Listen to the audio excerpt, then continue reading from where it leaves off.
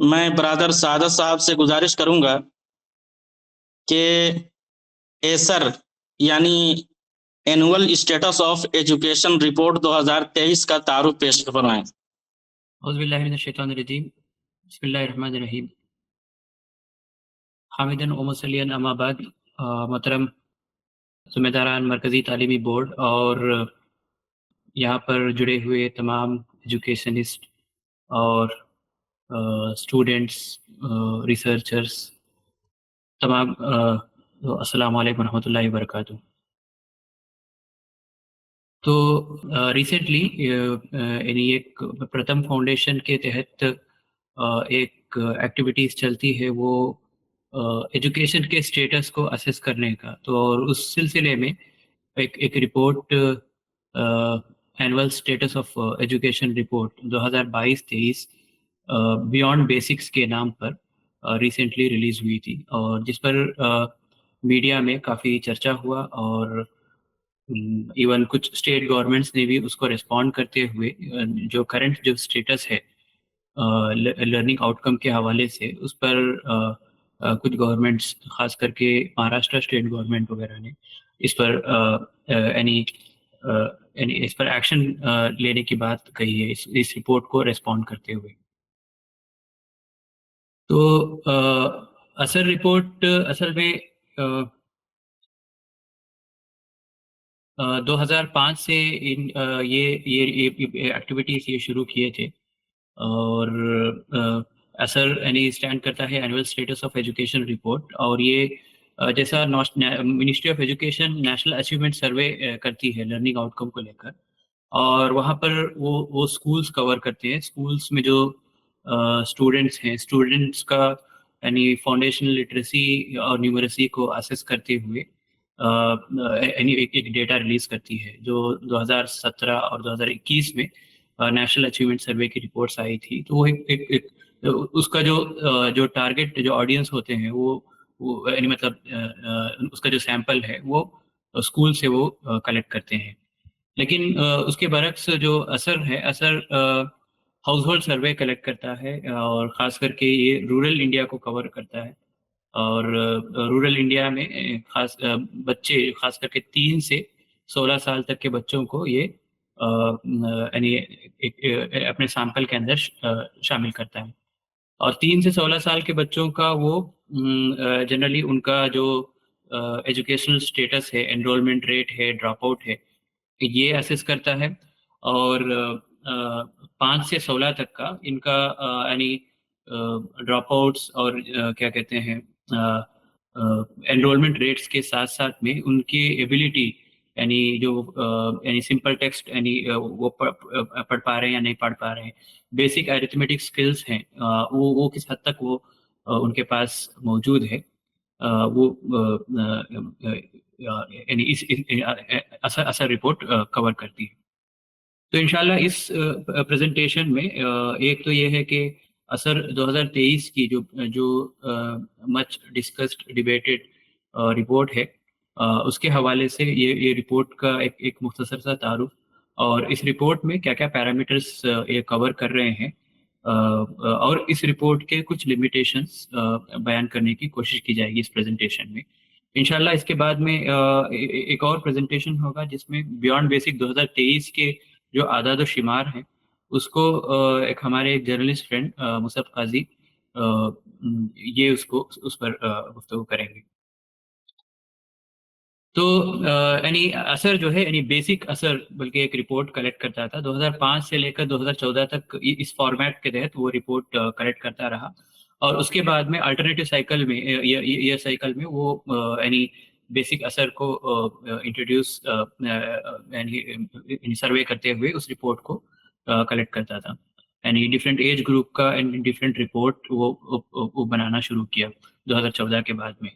और उसके अंदर यानी एजुकेशन के जो डिफरेंट डोमेन्स हैं, उन डोमेन्स को कवर करने की वो कोशिश की। तो 2017 में फर्स्ट टाइम असर ने यानी उसका जो एज जो स्लैब था, वो जनरली जैसा कि पहले कहा गया 3 से 16 साल के बच्चों का वो सर्वे करते थे। लेकिन 2017 में पहली बार उन्होंने 14 से 18 साल के एज ग्रुप को उन्होंने सर्वे किया और उसके अंदर उन्होंने उनकी एक्टिविटीज वो एग्जैक्टली कर क्या रहे हैं, क्योंकि राइट टू एजुकेशन एक्ट 2009 यानी 14 साल तक के बच्चों तक अप्लाई होता है and free and compulsory education का। और उसके बाद में उनकी क्या एक्टिविटीज हैं, वो एजुकेशन इंस्टीट्यूशंस में पाए जाते हैं या बाहर पाए जाते हैं, क्या वो मैनुअल लेबर या कोई ओकेशन में वो इन्वॉल्व हैं, इस तरह की एक्टिविटीज को वो असेस करता था उसको सर्वे करके। और उसके अलावा उनकी जो एबिलिटीज हैं यानी रीडिंग और अर्थमेटिक एबिलिटीज, ऐसे एबिलिटीज को वो असेस करता है। और तीसरा जो 14 से 18 साल का यानी 2017 की जो रिपोर्ट है उसके अंदर यानी उन बच्चों के एक तो एजुकेशन पाथवेज और उनके एस्पिरेशंस, यानी वो यानी जॉब मार्केट को लेकर वो क्या सोचते हैं, किस तरह का काम करना चाहते हैं, क्या वो फॉर्मल जो एम्प्लॉयमेंट सेटअप में जाना चाहते हैं या वो इनफॉर्मल में या किसी वोकेशन में, वो किस तरह क्या उनके एस्पिरेशंस हैं वर्क को लेकर, वो इसके अंदर पहली बार शामिल किए। 2019 में असर ने फोकस किया था 4 से लेकर 8 साल के बच्चों का जो कॉग्निटिव और अर्ली लैंग्वेज और अर्ली न्यूमरेसी स्किल्स है, उस एस्पेक्ट को लेकर 2019 में असर ने फोकस किया था। 2017 में यानी 2023 के जो बियॉन्ड बेसिक्स जो अभी हम डिस्कस करने जा रहे हैं, उस तरह की रिपोर्ट इससे पहले सिर्फ 2017 में असर ने रिलीज की थी और उसके अंदर 4 डोमेन्स को असर ने एक्सप्लोर किया था: activity, ability, awareness and exposure, aspirations. Activity में यानी नौजवान 14 से 18 साल के नौजवान है, फॉर्मल एजुकेशन में क्या पाथवेज उन्होंने लिया है, और एम्प्लॉयमेंट और ट्रेनिंग के हवाले से वो एग्जैक्टली अब कर क्या रहे हैं। अगर वो स्कूल सेटिंग में नहीं है तो बाहर हैं स्कूल सेटिंग के, तो वो एग्जैक्टली किस तरह का वर्क कर रहे हैं, किस तरह की ट्रेनिंग वो हासिल कर रहे हैं वोकेशंस के हवाले से, इन चीज़ों को एक्टिविटीज़ में उसने एक्सप्लोर किया। एबिलिटी के अंदर ये असेस किया कि नौजवानों के अंदर, खास 14 से 18 साल के नौजवानों के अंदर बेसिक रीडिंग, मैथमेटिकल एबिलिटीज और उनकी यानी जो रोजमर्रा की जो जिंदगी है उसमें ये जो अर्थमेटिक स्किल्स हैं, रीडिंग स्किल्स हैं, किस तरह से वो अप्लाई कर सकते हैं, उनको असेस करने की कोशिश की। इस पर डिटेल 2023 के बियॉन्ड बेसिक रिपोर्ट के हवाले से भी वो किस तरह से वो एक्टिविटी और एबिलिटी, अवेयरनेस एंड एक्सपोजर, ये जो पैरामीटर्स हैं उनको कैसे यानी कैसे एक्सप्लोर करते हैं, उसको इंशाल्लाह फर्दर इस प्रेजेंटेशन में डिस्कस किया जाएगा। और फिर अवेयरनेस एंड एक्सपोजर में यानी ओवरऑल मीडिया, फाइनेंशियल इंस्टीट्यूशंस हैं, डिजिटल वर्ल्ड है, इसके बारे में 14 से 18 साल के बच्चों में यानी रूरल बच्चों में किस तरह का एक्सपोजर है, क्या अवेयरनेस है, मीडिया के हवाले से क्या क्या जानते हैं, डिजिटल वर्ल्ड यानी स्मार्टफोन के बारे में कितना इल्म है, कैसे उसको चला पा रहे हैं या नहीं चला पा रहे हैं, डिजिटल यानी जो भी टेक्नोलॉजी है उसको कैसे वो समझते हैं, कैसे उसको एक्सेस करते हैं या नहीं कर पाते हैं, इन तमाम चीज़ों को एक्सप्लोर किया। और आखिर में उनके एजुकेशनल और करियर गोल्स यानी उनके एस्पिरेशंस वगैरह को एक्सप्लोर किया। ये 4 डोमेन्स को 2017 की असर रिपोर्ट ने एक्सप्लोर किया। और 2023 की जब बियॉन्ड बेसिक जब रिपोर्ट आई थी, इसमें एक मेजर जो चेंज आया था 2017 और 2023 की रिपोर्ट के बीच में, वो नेशनल एजुकेशन पॉलिसी 2020 है। तो नेशनल एजुकेशन पॉलिसी आने के बाद में यानी बहुत सारे एजुकेशन के अंदर बहुत सारे जो यानी चेंजेस वो ला रहा है। उन चेंजेस को और जिन चेंजेस को नेशनल एजुकेशन पॉलिसी 2020 ने प्रपोज किया है, उन यानी वो स्ट्रक्चरल चेंज हो सकता है या पेडागोजिक जो चेंजेस हैं या मतलब टीचिंग लर्निंग मेथड को लेकर जो प्रपोजल्स नेशनल एजुकेशन पॉलिसी देता है, इन तमाम चीज़ों को जिन चीज़ों को प्रपोज किया है और जो चीज़ें ऑलरेडी यानी पूरे चेंज के प्रोसेस में है हमारे स्कूल एजुकेशन के स्ट्रक्चर में, सिस्टम में, तो उनको सामने रखते हुए बियॉन्ड बेसिक्स जो करंट रिपोर्ट है जिसको हम डिस्कस कर रहे हैं 2023 की, उनमें 3 बेसिक क्वेश्चंस को रिपोर्ट ने एक्सप्लोर किए। पहला तो what activities R India youth currently engaged in, यानी 14 से 18 साल का जो तबका है रूरल इंडिया में, वो अभी एग्जैक्टली कर क्या रहा है, क्या एक्टिविटीज उसकी हैं, वो पढ़ाई में है तो पढ़ाई में नहीं है तो वो क्या क्या चीजें कर रहा है। दूसरा जो है क्या उनके पास बेसिक जो एबिलिटी है रीडिंग की और अरिथमेटिक जो एबिलिटीज और डिजिटल अवेयरनेस और इनसे रिलेटेड जो स्किल्स हैं वो स्किल्स किस हद तक हैं, और दूसरा उन स्किल्स को क्या प्रैक्टिकली अपने डे टू डे लाइफ में किस तरह से वो अप्लाई कर रहे हैं। तीसरा जो सवाल उसने एक्सप्लोर किया है वो ये है कि मतलब जो 14 टू 18 का जो एज ग्रुप है वो किस हद तक स्मार्टफोन्स को एक्सेस कर पा रहे हैं, और स्मार्टफोन को कैसे यानी मतलब यूज कर पा रहे हैं। यानी सिंपल टास्क, जो भी सिंपल चीजें हैं, यूट्यूब ओपन करना हो या कोई ऐप ओपन करना हो, ऐप को डाउनलोड करना हो, ये तमाम चीजों को क्या वो फ्रीली एक्सप्लोर कर पा रहे हैं। क्या वो इंटरनेट पे बेसिक चीजें जो सर्च कर पा रहे हैं कि कौन प्रेसिडेंट ऑफ इंडिया है, कौन प्राइम मिनिस्टर ऑफ इंडिया है, ऐसी बेसिक इंफॉर्मेशन क्या वो गूगल पे या कोई भी सर्च इंजन पे वो सर्च कर पा रहे हैं।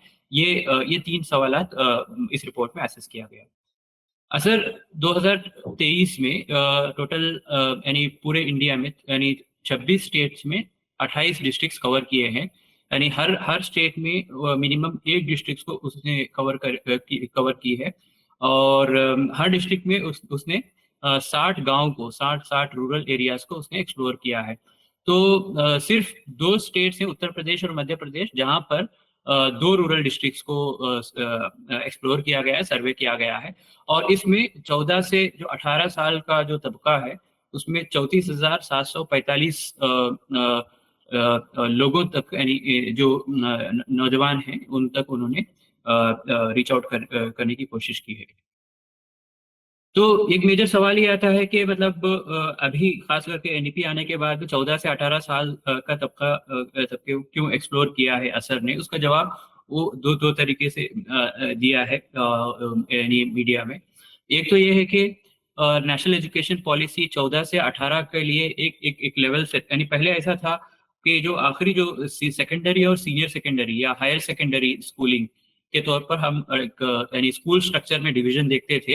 नेशनल एजुकेशन पॉलिसी यानी उसको एक क्लब करते हुए सेकेंडरी स्टेज के तौर पर उसको आइडेंटिफाई करता है, जो क्लास 9 से शुरू होकर क्लास 12 तक की बात करता है। और दूसरी खास बात यह है कि इसमें एक इंटरडिसिप्लिनरी अप्रोच को एम्फसाइज किया है नेशनल एजुकेशन पॉलिसी। तीसरी बात यह है कि यानी जो वोकेशनल एजुकेशन, वोकेशनल इसकी एजुकेशन की बात ये नेशनल एजुकेशन पॉलिसी प्रपोज करता है। तो तो असर के जो एडमिनिस्ट्रेशन है वो ये इसका रिस्पॉन्स में ये कहते हैं कि national education policy 2020 recognizes the need for catch up in the case of those who have fallen behind. Thus, programs could be put in place if they do not already exist to help students from standard 8 and higher grades who are lagging behind academically. It added, National Education Policy 2020 also clearly states the urgent need for ensuring that by standard 3, children have acquired basic reading and arithmetic skills. तो हम even आगे report में भी हम देखते हैं कि national education policy का जो एम्फोसिस है कि क्लास 3 तक वो उससे पहले का यानी मतलब बेसिक रीडिंग उसको आना चाहिए और बेसिक अरिथमेटिक स्किल्स उसको आना चाहिए। तो असर ने क्या किया कि 14 से 18 साल के जो नौजवान हैं उनके अंदर क्लास 2 क्लास 3 की जो एबिलिटीज हो सकती हैं रीडिंग और अरिथमेटिक स्किल्स को लेकर, उनसे रिलेटेड सवालात उसने पूछा अपने पूरे इसमें इस सर्वे में। तो नेशनल एजुकेशन पॉलिसी के जो गोल्स हैं उसके साथ में यानी एसिमुलेट करते हुए असर अपनी चीज़ों को एक्सप्लोर करने की इस रिपोर्ट में कोशिश किया है। जैसा यानी ग्रॉस एनरोलमेंट रेशो का जो टारगेट है 100% का 2030 का, उसको एक्सप्लोर करते हुए एनरोलमेंट रिलेटेड इंफॉर्मेशन है और ड्रॉप आउट है और फाउंडेशनल रीडिंग और अरिथमेटिक स्किल्स है, इसको मेजर किया है। और दूसरा 4.2 सेक्शन है एनईपी का, जिसके अंदर मल्टीडिसिप्लिनरी वाला जो एस्पेक्ट है उसको मेजर करने के लिए उसने एजुकेशनल और वर्क एस्पिरेशन है इन नौजवानों का, उसको मेजर करने की कोशिश की। और आर्ट्स, ह्यूमैनिटीज और साइंस में कोई एक सेपरेशन नहीं होना है, 4.9 सेक्शन एनईपी का ये कहता है। तो उस यानी पर्सपेक्टिव से यानी यानी जो जो अलग अलग जो स्ट्रीम्स जो सेलेक्ट कर रहे हैं नौजवान, आर्ट्स, साइंस, कॉमर्स और स्टेम रिलेटेड जो भी कोर्सेज के अंदर जो पार्टिसिपेशन है, वो पार्टिसिपेशन को उसने मेजर किया है, कितने परसेंट लोग साइंस में है, कॉमर्स में है, आर्ट्स में है, रूरल सेटिंग्स में, इसको एक्सप्लोर करने की कोशिश की। और 4.23 जो सेक्शन के अंदर जो गोल बताया गया है कि curricular integration of scientific temper, problem solving and logical reasoning and digital literacy, इसको असेस करने के लिए उसके जो डिफरेंट एबिलिटीज हैं जो वो सीख रहा है, क्या वो वाकई में अप्लाई कर पा रहा है, यानी वो डिजिटल टास्क में हो या अरिथमेटिक एबिलिटी हो या उसकी जो लिटरेसी यानी बेसिक लिटरेसी की जो एबिलिटी है, वो यानी बेसिक इंस्ट्रक्शंस हैं, जैसे मिसाल के तौर पर कहीं ट्रैवल कर रहा है या कुछ चीज खरीद रहा है, उसके अंदर जो इंस्ट्रक्शंस होते हैं क्या उसको पढ़ के समझ पा रहा है, इन चीजों को उन्होंने मेजर करने की कोशिश की है। रीइमेजिनिंग वोकेशनल एजुकेशन सेक्शन जो 16 है, तो वोकेशनल ट्रेनिंग यानी 14 to 18 जो सर्वेड ग्रुप है, उसके अंदर वो लोग यानी वोकेशनल ट्रेनिंग को लेकर क्या सोचते हैं, क्या उनका इनके पर्सपेक्टिव है, उसको एक्सप्लोर करने की कोशिश की है। 23.6 जो सेक्शन है एनईपी का, दीक्षा स्वयं वगैरह को लेकर इसको असेस करने की कोशिश की कि मतलब क्या 14 to 18 वाला ग्रुप है वो दीक्षा प्लेटफॉर्म को डाउनलोड करके क्या उसको एक्सेस कर पा रहा है, क्या उसको यूज कर पा रहा है, कितना अच्छे से यूज कर पा रहा है, उसको मेजर करने की कोशिश की। 24.2 जो सेक्शन है एनईपी का, eliminate the digital divide through concern efforts such as digital India campaign and availability of affordable computing service. तो इसमें उसने ये करने की कोशिश की कि मतलब कितने नौजवानों के पास स्मार्टफोन की ओनरशिप है और साथ में यानी वो उनका डिजिटल यूसेज कैसा है, कैसे यानी मतलब जेंडर वाइज के मतलब मेल फीमेल यानी डिजिटल यूज को मतलब कैसे इसको अप्लाई करते हैं, कैसे यूज करते हैं, इनको मेजर करने की कोशिश की है। तो इस पूरे प्रोसेस में सर्वे में उसने 5 टास्क इन नौजवानों को दिए थे। पहले तो ये है कि बेसिक रीडिंग, मैथमेटिक्स और इंग्लिश एबिलिटीज को असेस किया रूरल जो नौजवान हैं। और दूसरा जो है यानी एवरीडे लाइफ में इन कैलकुलेशंस को, बेसिक जो लिटरेसी स्किल्स है उनको कैसे वो अप्लाई करते हैं, उनको असेस वो टास्क दिया गया था। और तीसरा जो टास्क है कि यानी किसी प्रोडक्ट के ऊपर या कहीं पर जो रीडिंग और यानी इंस्ट्रक्शंस लिखे हुए होते हैं कि तो उन इंस्ट्रक्शंस को वो पढ़कर क्या वो समझ पा रहे हैं, उसको वो टास्क दिया गया था। और फिर फाइनेंशियल कैलकुलेशन यानी रियल लाइफ में कैसे वो अप्लाई करते हैं, उनको यानी असेस किया गया टास्क देकर। और फिर डिजिटल टास्क यानी मतलब फला चीज डाउनलोड करो, फला चीज जो है आपके फोन में जो सर्च इंजन है उस सर्च इंजन के अंदर आप जाकर सर्च करके दिखाएं, इंफॉर्मेशन हासिल करके दिखाएं कि मतलब जैसा इसमें पूछा गया कि इंडिया के प्रेसिडेंट कौन है। तो इस तरह से जो आखिरी जो ये है कि डिजिटल टास्क में कैसे वो परफॉर्म कर रहे हैं, उनको उसका और उनका जो डिजिटल अवेयरनेस और उनका जो एप्टीट्यूड है, उस एप्टीट्यूड को असेस किया गया। तो मेजर फाइंडिंग्स इस पर इंशाल्लाह हम सब काजी डिटेल में बात करेंगे और यानी जो यहाँ पर चीज़ें छूट जाएंगी उनको भी वो इंशाल्लाह टच करेंगे। एक्टिविटी के अंदर ये पाया गया कि जो अराउंड जो 35,700 जो सर्वेड यूथ है उनमें से 86.8% एजुकेशनल इंस्टीट्यूशंस में वो अभी एनरोल्ड हैं। और जेंडर गैप इनके बीच में एनरोलमेंट में बहुत एक माइन्यूट है, छोटा है। और साथ में एक जो बड़ा जो डिफरेंस हमें दिखता है असर की रिपोर्ट में, वो ये है कि यानी जो हायर जो क्लासेस हैं यानी 18 ईयर ओल्ड के जो नौजवान हैं वो ज़्यादातर स्कूल से बाहर हैं, यानी जो बिलमुकाबिल जो 14 साल के जो स्टूडेंट्स हैं। तो जो 14 इयर्स के जो यूथ है वो 3.9% जो एनरोल्ड नहीं है किसी भी इंस्टीट्यूशन में। अगर वहीं 18 ईयर का देखेंगे तो 32.6%। यानी ये एक रिफ्लेक्ट करता है जो बाकी जो सरकार के जो डेटा सेट्स हैं वो यूडाइस और एनएसएसओ की जो लेटेस्ट एजुकेशन राउंड्स हैं उसमें भी हम देखते हैं कि हर लेवल पे जब बच्चा क्रॉस करता है उस हर लेवल के साथ में जो नेट अटेंडेंस रेशो है स्टूडेंट्स का वो गिरता चला जाता है। वो सोशल ग्रुप वाइज भी अब देखेंगे या रिलीजियस ग्रुप वाइज भी हम देखें एनएसएसओ के रिपोर्ट के हवाले से, तो वो एक पैटर्न है, वो असर में भी वो पैटर्न रिफ्लेक्ट कर रहा है। और एक्टिविटी में और दूसरा ये है कि यानी ये देखा गया है कि रूरल में ज़्यादा जो तादाद है वो आर्ट्स और ह्यूमैनिटीज स्ट्रीम में एनरोल्ड हैं और 55.7% है जो आर्ट्स में है, और स्टेम रिलेटेड कोर्सेज में 31.7% है साइंस में, साइंसेस, और कॉमर्स में 9.4% है।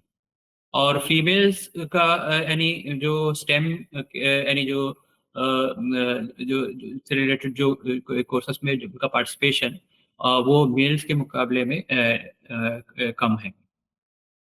और 5.6% जो सर्वे किया गया 35,700 में वो वोकेशनल ट्रेनिंग ले रहे हैं। यानी एक इम्पोर्टेंट एक एस्पेक्ट है, ये नोट करने वाली बात है कि नेशनल एजुकेशन पॉलिसी यानी क्लास 9th के बाद में जो वोकेशनल एजुकेशन की बात करता है, एक स्मूथ ट्रांजिशन की बात करता है, लेकिन रूरल इंडिया में यानी वोकेशनल ट्रेनिंग को लेकर जो एस्पिरेशन है वो सिर्फ 5.6% है। और ये भी देखा गया कि youth at the college level are the most likely to be taking vocational training, यानी college level in the sense 11th-12th में या 12th के करीब में ये फेनोमेना देखा गया है कि वो वोकेशनल ट्रेनिंग की तरफ जाए। यानी क्लास 9th का जो फेनोमेना है वो हमारे पास यानी हिंदुस्तानी के जो रूरल एरिया में ये एग्जिस्ट करना, यानी बहुत कम परसेंटेज है वो जो एग्जिस्ट करता है। और एक्टिविटी में और इसी तरह से यानी जो वर्क पैटर्न अगर हम देखेंगे तो यानी मेल्स का जो यानी other than house hold work है, घर के बाहर वाला यानी डोमेस्टिक वर्क के अलावा जो वर्क में हम देखते हैं कि पार्टिसिपेशन वो मेल्स का है जो सर्वेड यूथ में। Among both males and females, most youth who are working in activity other than household tend to be working on family farms. यानी जो लोग यानी जो मेजर जो काम कर रहे हैं डोमेस्टिक यानी मतलब घर के घरेलू काम के अलावा जो बाहर जाकर यूथ जो काम कर रहा है वो यानी ज्यादातर जो तादाद है वो उनकी मतलब खेती बाड़ी करते हैं।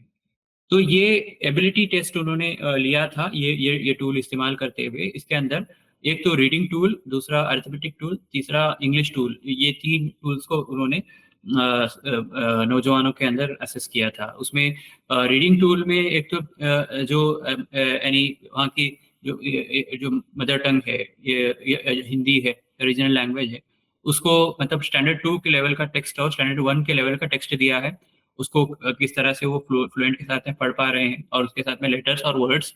और अरिथमेटिक टूल के अंदर नंबर रिकग्निशन, डिजिट 1 to 9 वाला डिजिट्स और 11 to 90 वाले डिजिट्स हैं, इनको असेस किया, और साथ में सब्सट्रैक्शन और यानी डबल डिजिट्स के जो नंबर्स हैं उनका सब्सट्रैक्शन और डिवीजन। जो ये किस एज ग्रुप के लिए है जी? ये किस एज ग्रुप के लिए दिया गया था? ये एज ग्रुप के लिए दिया गया था 14 से 18 साल के नौजवानों को। ये क्लास 2 और क्लास 1 के तो रीडिंग एबिलिटी, हाँ ये तो स्टार्टिंग में मैंने बताया था। ये पूरा सिर्फ 14 से 18 साल के बच्चों का ऐसा नौजवानों का है असेसमेंट, और वो असेसमेंट कर रहे हैं क्लास 3 से नीचे के लेवल का जो एबिलिटी है। क्या वो क्लास 3 के नीचे के जो एबिलिटीज हैं, रीडिंग, अरिथमेटिक और इंग्लिश, ये 3 चीजें वो कितना कर पा रहे हैं ये असेस किया गया है। और तीसरा इंग्लिश टूल, जिसके अंदर एक तो स्मॉल लेटर, कैपिटल लेटर, और दूसरा जो है सेंटेंस और वर्ड, इसको वो किस तरह से मतलब पहचान पा रहे हैं, पढ़ पा रहे हैं, ये एसेस किया गया था। और इसमें भी देखेंगे about 25% of this age group still cannot read standard 2 level text fluently in their regional language. यानी जो मेजर उनका जो रीजनल लैंग्वेज मदर टंग के अंदर, यानी 25% ऐसे हैं जो 14 से 18 साल के नौजवानों का वो ये बेसिक यानी जो क्लास 2 लेवल का भी वो रीड नहीं कर पा रहे थे। More than half struggle with division, यानी 3 डिजिट बाय 1 डिजिट प्रॉब्लम, यानी आधे से ज्यादा, यानी आधे तक जो क्या कहते हैं ये जो बेसिक मैथमेटिकल प्रॉब्लम है डिवीजन का, 3 डिजिट को 1 डिजिट से डिवाइड करने का, वो नहीं कर पा रहे थे। और उसका जैसे मिसाल के तौर पर यहाँ पर 883 डिवाइड बाई जो 7 वाला है, वो प्रॉब्लम सॉल्व वो नहीं कर पा रहे थे 50% से ज़्यादा। और only 43.3% of age group able to do such problems correctly, यानी पूरे परफेक्शन के साथ में वो सिर्फ 43.3% है।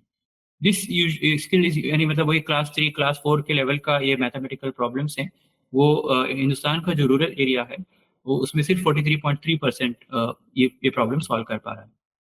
और एबिलिटी में और देखेंगे कि इंग्लिश को लेकर यानी जो 57.3% है, इंग्लिश सेंटेंसेस को करेक्टली रीड कर पा रहे थे। और उसके बाद में across enrollment categories, female 76% do better than male in reading standard 2 level text in their regional language. In contrast, male do better than female counterparts in arithmetic and English reading. यानी जो रीजनल लैंग्वेज मदर टंग में female का performance बेहतर है rural नौजवानों में। अगर वही इसमें देखेंगे मैथमेटिक्स और इंग्लिश रीडिंग एबिलिटी, मैथमेटिकल जो प्रॉब्लम्स को सॉल्विंग है, वो लड़के बेहतर कर पा रहे थे। ये कैसे आपके जो स्किल्स हैं, मैथमेटिकल स्किल्स आप अप्लाई कर पा रहे हैं, ये सवालात पूछे गए। एक तो टाइम कैलकुलेशन, दूसरा मतलब वेट को कैसे मतलब ऐड करके उसको किलोग्राम को कैसे वो बता पा रहे हैं। स्केल है, एक तो इजी वाला है सेंटीमीटर इसमें कैलकुलेट करते हुए, दूसरा एक हार्ड वाला यानी स्केल का इस्तेमाल करते हुए। और फिर एक और यानी मतलब एक यूनिटरी मेथड को कैसे वो अप्लाई कर पा रहे हैं, उसका एक ये एग्जांपल है। इनको यूज करते हुए कि कैसे वो अपने मतलब मैथमेटिकल एबिलिटीज को कैसे वो अप्लाई कर पा रहे हैं डे टू डे लाइफ में, उसको असेस किया गया।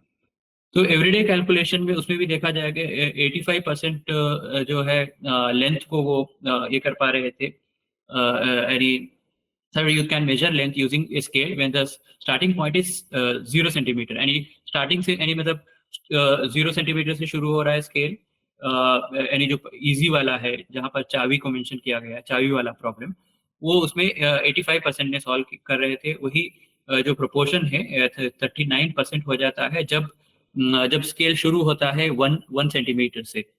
और इसी तरह से 50% youth can do other common calculation such as calculating time, adding weights, applying the unitary method. ये 50% यूथ ये कैलकुलेट कर पा रहा था। Males do better than females across all everyday calculations, ये रूरल इंडिया की रिपोर्ट है। Youth who have basic proficiency in arithmetic are likely to do better on everyday calculations. तो इसमें एक रिलेशनशिप ये फाइंड किया गया कि जो लोग अरिथमेटिक एबिलिटी जिनकी अच्छी है, वो जो एवरीडे कैलकुलेशंस है वो बेहतर कर पा रहे थे। और दूसरा जो reading and understanding written instruction, यानी जो रीडिंग एबिलिटी है उसको कैसे वो अप्लाई कर पा रहे हैं। एक तो ORS पैकेट का ये सैंपल दिया गया उनको सर्वेड यूथ को, और इसको पढ़ने के बाद में ये 4 सवालात पूछे गए कि यानी यानी 4 लीटर पानी में कितने ORS पैकेट्स ये डाल सकते हैं। With in how many hours should be prepared solution of ORS B consume, यानी कितने घंटों में वो सॉल्यूशन को हम कंज्यूम कर सकते हैं। How many litres of ORS solution can be given to 45-year-old man within a span of 24 hours.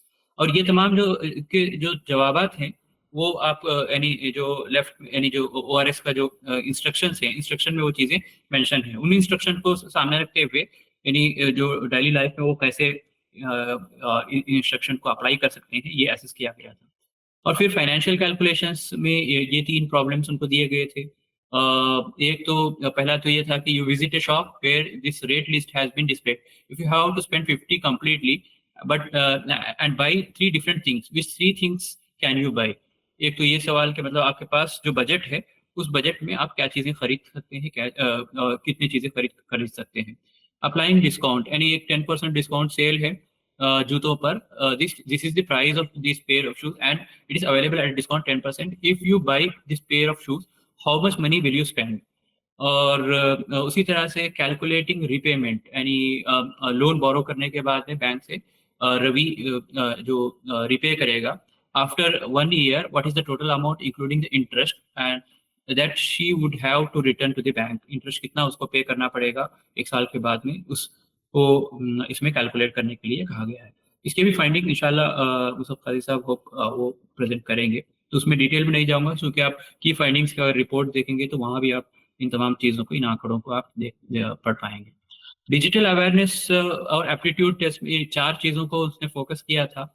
एक तो ये है कि क्वेश्चन ये दिया गया था कि मतलब अलार्म सेट करने के लिए, मैंने सुबह 8:30 का अलार्म सेट करने के लिए, और फ़ोन के अंदर AM PM चीज़ों को सामने मद्देनजर रखते हुए। दूसरा जो है, first women president of India कौन है, इसको गूगल में जाकर सर्च करें, या कोई और मेथड वो वहाँ पर इस्तेमाल करें। गूगल मैप्स को कैसे यूज़ किया जाए, मतलब बाइक या टू व्हीलर में एक लोकेशन से दूसरी लोकेशन तक। और आखिर में जो PMG दिशा मॉड्यूल 1, यानी इसको यूट्यूब में सर्च किया जाए और उसको फैमिली फ्रेंड्स को व्हाट्सएप और टेलीग्राम के थ्रू कैसे हम शेयर कर सकते हैं। ये क्या ये जो 35,700 जो नौजवान है, क्या ये एक्टिविटीज वो कर पा रहे थे या नहीं कर पा रहे थे, इस चीज को असेस किया गया। तो इस रिपोर्ट के यानी ओवरऑल जो है 2 मेजर लिमिटेशंस हैं, और उनको मतलब यानी फर्दर एलाबोरेट करते हुए 5 लिमिटेशंस में हम कंसिडर कर सकते हैं। ये लिमिटेशंस और भी ज़्यादा हो सकते हैं, यानी एक्चुअली एक मुझे ऐसा लगा कि रीडिंग के बाद में कि ये लिमिटेशंस पॉसिबली हो सकते हैं। 2 मेजर लिमिटेशंस इस रिपोर्ट के ये हो सकते हैं। पहला तो ये है कि ये जो अब्सोल्यूट नंबर में लर्निंग आउटकम्स को ये जो डिफाइन करता है, और यानी ऐसे एक सेटिंग में जहाँ पर बच्चों का जो लर्निंग एबिलिटी है और बच्चों का यानी जो लर्निंग मेथड है, ये यानी बहुत ही यूनिक और यूनिक होता है। और यानी एक नौजवान से दूसरे नौजवान, एक इंसान से दूसरे इंसान, एक बच्चे से दूसरे बच्चे के दरमियान जो है ये वेरी करता जाता है। वो कैसे सीख रहे हैं, कैसे चीज़ों को देख रहे हैं, यानी वो एक सेंटेंस को पढ़ना सीखना हो कि अपने मदर टंग में या इंग्लिश लैंग्वेज में, या अर्थमेटिक जो एबिलिटीज़ हैं, चीज़ों को सॉल्व करना या उनको अप्लाई करना, इसका जो मेथड है वो हर बच्चे में एक यूनिक हो सकता है। एक तो ये नेशनल अचीवमेंट सर्वे और जो असर रिपोर्ट्स, इन दोनों का एक्चुअली प्रॉब्लम ये है कि ये सिर्फ फाउंडेशनल लिटरेसी और न्यूमरेसी तक ये महदूद है। यानी बाकी जो लर्निंग जो थ्योरीज हैं उसको ये रिपोर्ट्स कंसिडर नहीं करते हैं। दूसरी जो चीज़ इंपॉर्टेंट ये है कि रूरल इंडिया यानी ऐसा एक यानी क्या कहते हैं, वहाँ का जो ऑडियंस है, उस वहाँ का जो सैंपल है, वहाँ के जो नौजवान हैं, ज़रूरी नहीं है कि वो मतलब पूरे एक होमोजीनियस सोशल ग्रुप से आते हैं। तो रूरल इंडिया में हम देखते हैं कि वहाँ पर बहुत ज़्यादा हेट्रोजेनिटी होती है। और दूसरा ये है कि वर्क एस्पिरेशन को लेकर हम देखते हैं कि मार्जिनलाइज्ड सेक्शंस अर्बन में भी होते हैं। तो अर्बन के मार्जिनलाइज्ड सेक्शंस के उनके अपने यानी उनके जो एस्पिरेशंस फॉर्म होते हैं, उसके अंदर उनका एक जो सोशोलॉजिकल लोकेशन है, यानी सॉरी सोशल लोकेशन है, मतलब उसमें उनका वो किस कास्ट से बिलोंग करते हैं और किस रिलीजन से बिलोंग करते हैं और किस उनका क्या क्लास बैकग्राउंड है, क्या इनकम लेवल है, ये डिफाइन करता है बच्चों के यानी जो वर्क एस्पिरेशन के डिफाइन करने में। यानी उसकी मिसाल एक बेहतरीन मिसाल ये है कि रिसेंटली यानी पिछले साल एक किताब रिलीज हुई थी गुंजन शर्मा की। डॉक्टर गुंजन शर्मा अंबेडकर यूनिवर्सिटी के डिपार्टमेंट ऑफ एजुकेशन में असिस्टेंट प्रोफेसर हैं। तो इन्होंने एक education of the urban margins की एक स्टडी की थी। दिल्ली के जो स्लम्स हैं वहाँ पर जो बच्चे यानी स्कूल जा रहे हैं या नहीं जा रहे हैं, या जो रैक पिकिंग के लिए जा रहे हैं, रैक पिकर्स हैं, तो ऐसे स्टूडेंट्स को उसने एंगेज किया, उनकी एथनोग्राफिक स्टडी की दिल्ली में। और उसमें उसने जैसा उसने एक एग्जाम्पल मैं आपके सामने बताता हूँ, उस किताब को हर एक मतलब पढ़ना चाहिए जो एजुकेशन में और बच्चों के एस्पिरेशंस में इंटरेस्टेड है। तो उसमें ये बताया गया कि मतलब एक बच्चे से पूछा गया कि तुम मतलब बड़े होकर क्या बनना चाहते हो, तो उसने कहा कि मैं बड़ा होकर इको एक 4 व्हीलर गाड़ी है वो मैं चलाना चाहता हूँ, कि बच्चे का एस्पिरेशन है। वो जब ये पता किया कि मतलब इको क्या सिंबल करता है, तो उस एरिया में इको का ओनरशिप होना मतलब ये है कि इको के अंदर आप मतलब पैसेंजर्स को भी लेके जा सकते हैं और सीट निकाल कर उसके अंदर जितना भी स्क्रैप है उसको भर के आप लेके जा सकते हैं। तो उन्होंने वहां देखा कि बच्चों ने कि उनके एरिया में एक आदमी है जो उनके हिसाब से सक्सेसफुल है और वो यानी जो स्क्रैप्स को भरकर इको में एक जगह से दूसरी जगह जाकर ड्रॉप करता है और उससे पैसा कमा रहा है। तो ये यानी मतलब एक बच्चों का जो एस्पिरेशन जो फॉर्म होता है उसके पीछे वो किस सोशोलॉजिकल बैकग्राउंड से आते हैं वो बहुत ही ज्यादा डिपेंड करता है। और असर में आप देखेंगे, आप पूरे 248 पेज की रिपोर्ट है, उस पूरे 248 पेज की रिपोर्ट में ना सोशली इकोनॉमिकली डिसएडवांटेज ग्रुप जो एनईपी खुद यूज करता है, ना वो टर्म है, ना दलित है, ना आदिवासी है, ना ओबीसी है, ना मुस्लिम है, तो किसी रिलीजियस माइनॉरिटी का नाम नहीं, कोई सोशल ग्रुप का नाम नहीं है। ऐसा लगता है कि मतलब सब बच्चे मतलब एकसा है, होमोजीनियस है, वो उनके पूरे लर्निंग प्रोसेस में उनके जो सोशियो जो रिलीजियस एक्सपीरियंसेस हैं वो यहाँ पर अफेक्ट ही नहीं करते हैं। ये एक अजम्पशन यानी इसके लिमिटेशन को दर्शाता है। तो 5 अगर इसको इनको इसमें कैटेगराइज करेंगे तो एक पहला तो वही है कि लर्निंग बाय मेमोराइजेशन और लर्निंग बाय कनेक्टिंग, यानी जो दो तरह के तलबा बच्चे हम देखते हैं। तो यानी असर जो है ये जो डिफरेंस है, डिफरेंस को सामने नहीं रखता, बल्कि असर जो है क्या करता है कि लर्निंग और असेसमेंट एक एब्सोल्यूट सेंस में, एक एब्सोल्यूट नंबर में वो उसको असेस करने की कोशिश करता है। दूसरा ये है कि जैसा फाउंडेशनल स्किल्स और लर्निंग, यानी इसमें एनईपी का भी प्रॉब्लम है इसमें कि नेशनल एजुकेशन पॉलिसी भी जितने भी लर्निंग थ्योरीज हैं उनको इग्नोर करके सिर्फ फाउंडेशनल लिटरेसी और न्यूमरेसी पर ज्यादा एम्फोसिस देता है।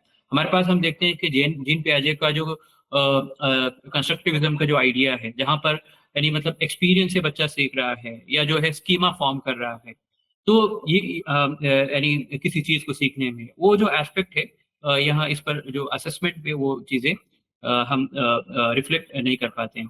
और तीसरा जो है यानी क्या कहते हैं, constant need to assess children's learning for some और the other learning improvement program. यानी इस कॉन्टेक्स्ट में हम देखेंगे कि मतलब ये इस तरह की रिपोर्ट्स जब आती हैं तो पहला जो सवाल ये आता है कि मतलब जैसे नेशनल अचीवमेंट सर्वे आया तब उस वक्त इवन अपने सर्कल्स में भी हमने ये देखा कि अभी लर्निंग गैप है तो उसको हम कैसे फिल करेंगे। तो कैसे फिल करने के लिए हमारे पास यानी मतलब हम अपने स्कूल जाते हैं, स्कूल जाने के बाद में हम इन पैरामीटर्स को सामने रखते हुए लर्निंग गैप को असेस करेंगे। और जैसे ही हम लर्निंग गैप को बच्चों के यानी एक क्लासरूम के सेटिंग के अंदर जब ऐसे ही असेस करेंगे तो वहाँ क्लासरूम के अंदर मल्टीपल ग्रुप्स फॉर्म हो जाते हैं। उनमें मतलब एक वर्णा सिस्टम फॉर्म होता है कि एक ग्रुप ऐसा है जो मतलब जिनका लर्निंग आउटकम बहुत मतलब माशाल्लाह बहुत जबरदस्त है, और एक ऐसा ग्रुप भी है जो जिसका लर्निंग एबिलिटी हमारे जो पैरामीटर्स हमने जो डेवलप किए उनके हिसाब से देखेंगे तो वो बहुत कमजोर बच्चा है। यानी हम यानी जो यानी अच्छे बच्चे और कमजोर बच्चों में हम इनको डिवाइड करते हैं, और डिवाइड करने के बाद में यानी उनके पर्सपेक्टिव से हम सोचेंगे क्या उनके ये उन बच्चों के लिए जिनको हमने ब्रांड किया है कि ये बहुत कमजोर बच्चे हैं, इनको इम्प्रूव करने की तो जरूरी है कि मतलब आइडेंटिफाई करने की कि मतलब जो कमजोर है उनको इम्प्रूव किया जाए। लेकिन जब क्लास में जब ब्रांडिंग होगी और उस हिसाब से आपके सेक्शंस बटेंगे तो क्या उनके लिए ह्यूमिलिएटिंग नहीं होगा। तो ऐसे एक एजुकेशनिस्ट अपना एक्सपीरियंस बताते हैं कि जब उन्होंने अपने बच्चों से बात किया तो उनको एक बच्चा ऐसा एक्सपीरियंस एक एक्सपीरियंस शेयर कर रहा था कि उसका एक फ्रेंड जो मुसाहर कम्युनिटी से, तो उसे पूछा कि तुम आजकल स्कूल क्यों नहीं आते हो।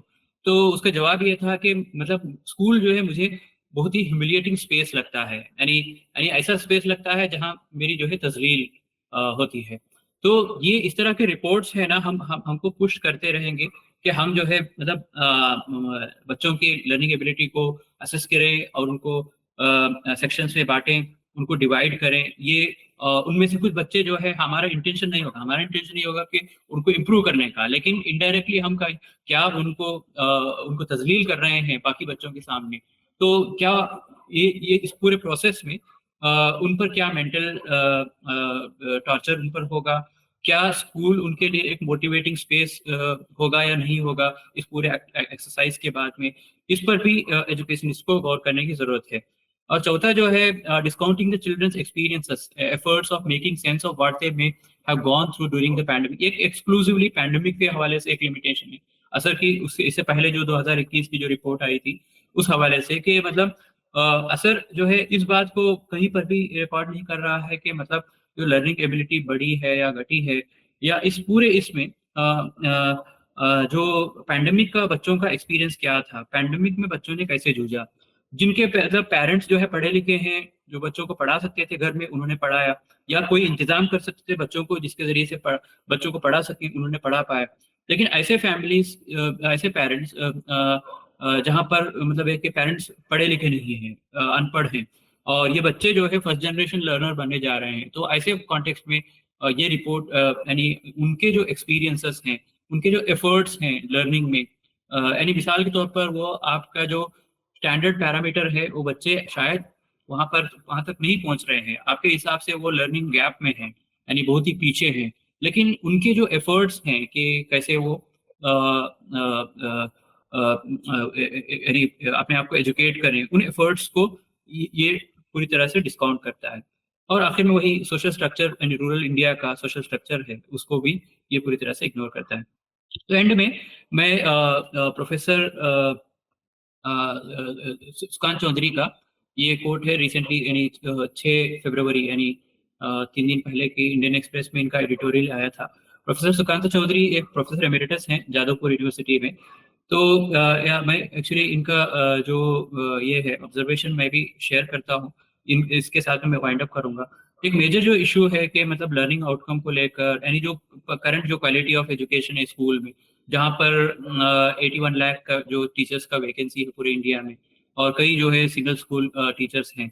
तो ओवरऑल जो हिंदुस्तान यानी मतलब अभी जो डिस्कशन में है वो हायर एजुकेशन के अंदर एनआईआरएफ में क्या स्टेटस है यूनिवर्सिटीज का, ग्लोबल रैंकिंग में, टाइम में, इसे जो जितने भी मतलब रैंकिंग एजेंसीज रैंकिंग रिलीज करते हैं उन रैंकिंग्स में हमारे यूनिवर्सिटीज कहाँ प्लेस करते हैं, ये कंसर्न हम सब हिंदुस्तानियों के पास रहता है।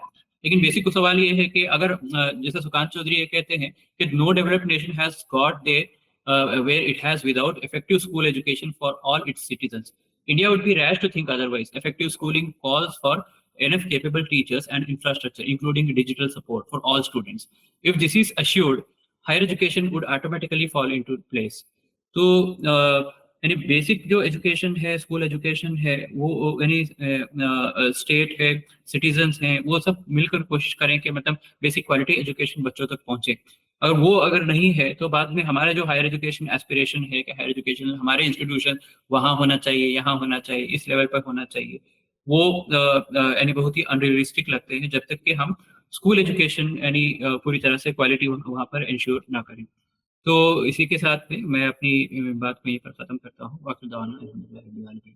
अस्सलाम वालेकुम। बहुत बहुत शुक्रिया ब्रदर सआदत। अब हम आज के प्रोग्राम के दूसरे प्रेजेंटेशन की तरफ बढ़ते हैं। इसके लिए मैं जनाब मुसअब काजी साहब को दावत देता हूं कि अपने प्रेजेंटेशन से हम तमाम लोगों को मुस्तफ़ीद करें।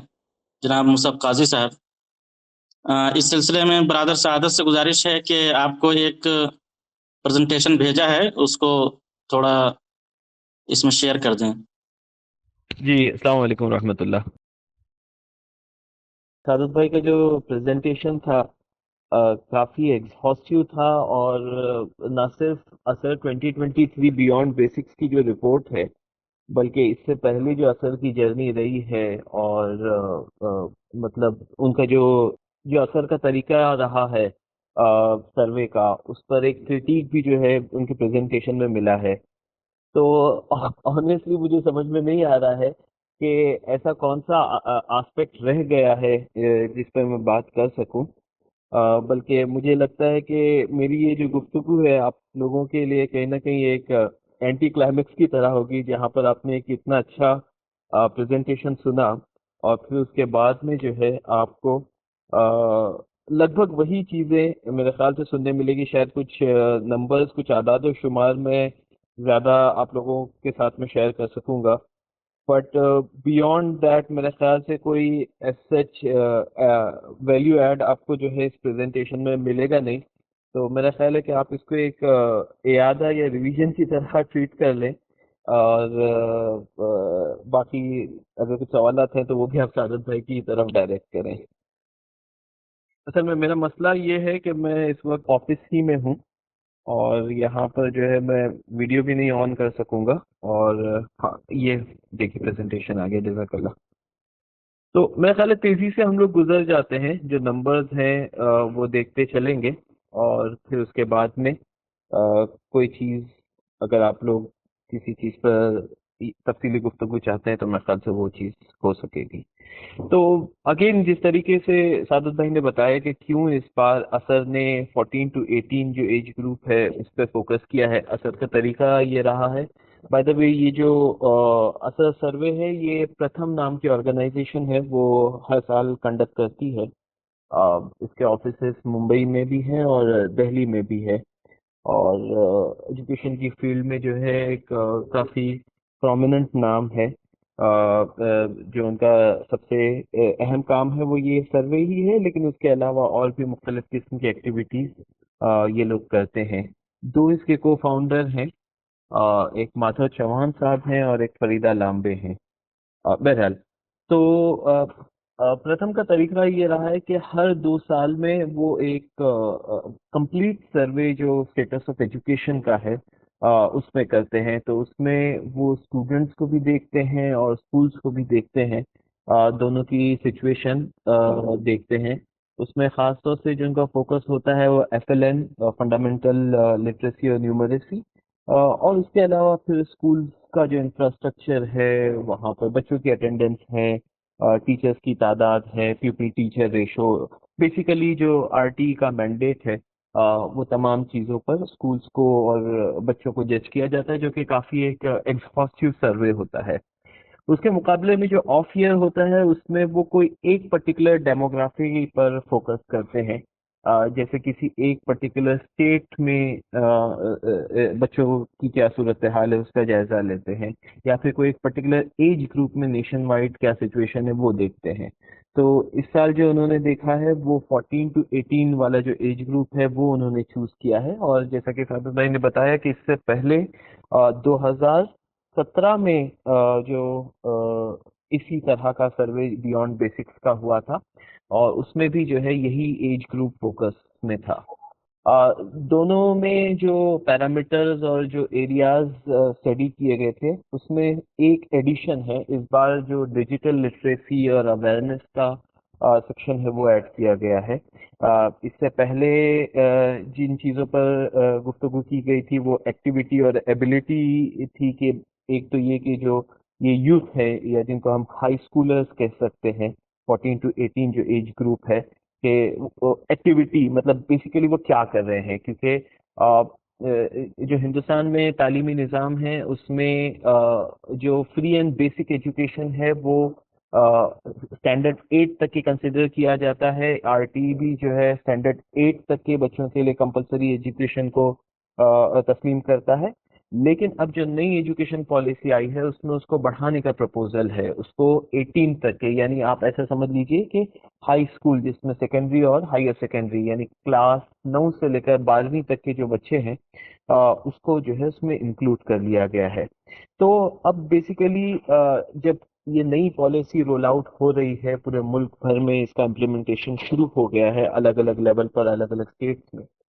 तो ऐसे में ये जो स्टूडेंट्स हैं, या ये कहना चाहिए कि ये जो यूथ है, नौउम्र लड़के और लड़कियां हैं, ये इस वक्त क्या कर रहे हैं? वो पढ़ाई कर रहे हैं। अगर पढ़ाई कर रहे हैं तो वो कौन सी लेवल पर हैं, कौन सी स्कूल में पढ़ रहे हैं, सरकारी स्कूल में पढ़ रहे हैं या प्राइवेट स्कूल में पढ़ रहे हैं, या काम कर रहे हैं, या फिर कोई हुनर हासिल कर रहे हैं, वोकेशनल ट्रेनिंग ले रहे हैं। तो ये तमाम चीज़ों की जांच हुई है। सेकंड जो है वो उनकी एबिलिटी की हुई है कि वो कितना पढ़ना जानते हैं, कितना हिसाब करना जानते हैं। और जो एडिशन इस बार किया है वो ये कि उसका प्रैक्टिकल इम्प्लीमेंटेशन, माफ करना, पिछली बार भी 2017 में भी ये चीज़ थी कि उसको प्रैक्टिकली किस तरीके से वो अपनी डे टू डे लाइफ में अप्लाई कर सकते हैं, उसकी जांच हुई है।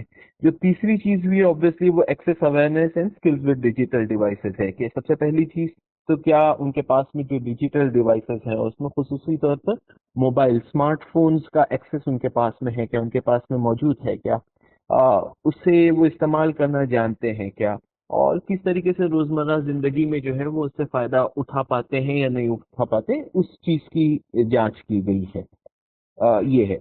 उसमें एक आखिरी जो हिस्सा है यहाँ पर मेंशन नहीं किया गया है, वो ये कि उनकी एस्पिरेशंस क्या है, वो क्या लाइफ में करना चाहते हैं, बनना चाहते हैं। एक तो ये कि पहली बात उन्होंने वो चीज तय की है, और अगर तय की है तो वो क्या चीज सोचते हैं, और फिर ये कि वो एस्पिरेशंस किस बुनियाद पर उन्होंने तय किए हैं। आया उनके सामने कोई रोल मॉडल है जिसकी बुनियाद पर उन्होंने अपने ये जो एस्पिरेशंस हैं, अज़ाइम है, वो तय किए हैं, या फिर उसके पीछे और क्या फैक्टर्स हैं। उसमें उन्होंने दूसरी जो, जैसा कि साबित भाई ने बताया कि जो सोशल फैक्टर्स हैं वो तो नहीं देखा है, बट एक जेंडर का जो फैक्टर है वो थ्रू आउट द रिपोर्ट आपको दिखाई देगा कि किस तरीके से लड़के और लड़कियों के अंदर में फर्क है, चाहे वो लर्निंग लेवल्स हो या एस्पिरेशंस हो या डिजिटल एक्सेस हो।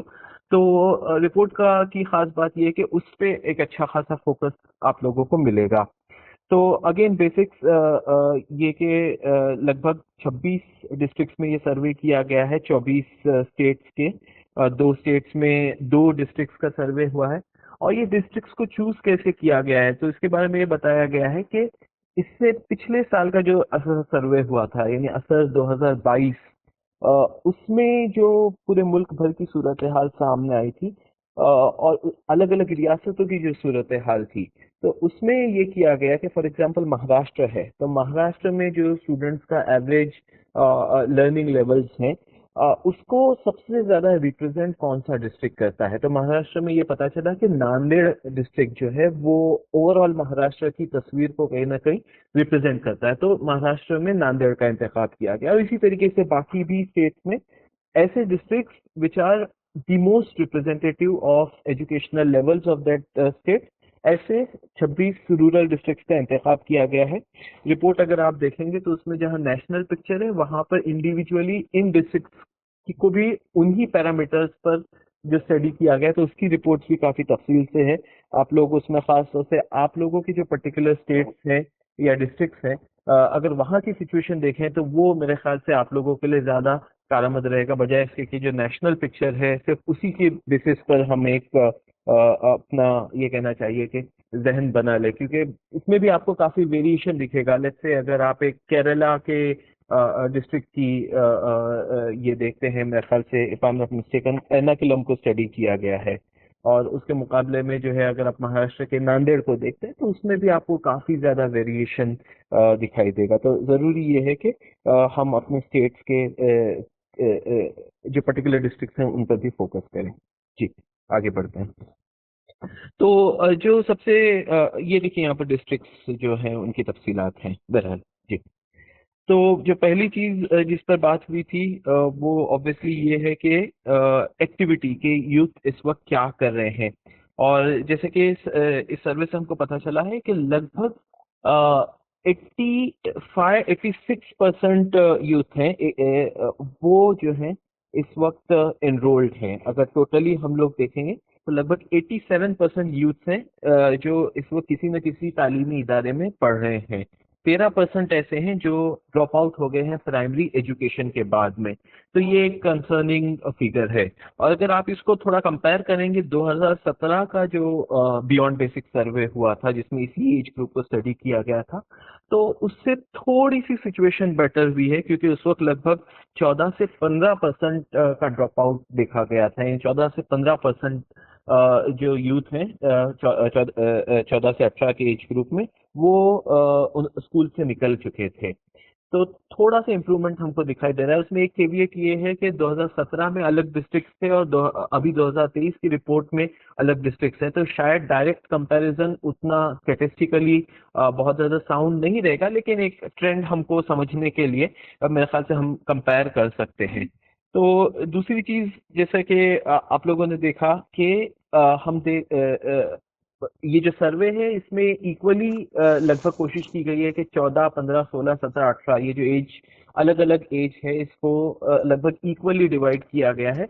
लेकिन अगर आप देखेंगे कि इसके अंदर में जो स्कूल्स के अंदर में बच्चों की तादाद है वो ज्यादा है, और जैसा कि उनकी एज बढ़ती जाती है और एजुकेशन लेवल भी बढ़ता जाता है, प्रोपोर्शन उसका कम होते गया है। जो चीज ऑब्वियस भी है कि स्कूल्स के बाद में ड्रॉप आउट बढ़ता है, प्राइमरी एजुकेशन के बाद में ड्रॉप आउट बढ़ता है, और हर गुजरते साल के साथ में जो है वो ड्रॉप आउट बढ़ते जाता है। फिर इसके अंदर में एक और अहम फाइंडिंग ये है कि अगर एज 14 के लेवल पर आप देखेंगे, यानी बिल्कुल 8वीं 9वीं के लेवल पर, तो 72% जो बच्चे हैं वो गवर्नमेंट स्कूल में पढ़ते हैं।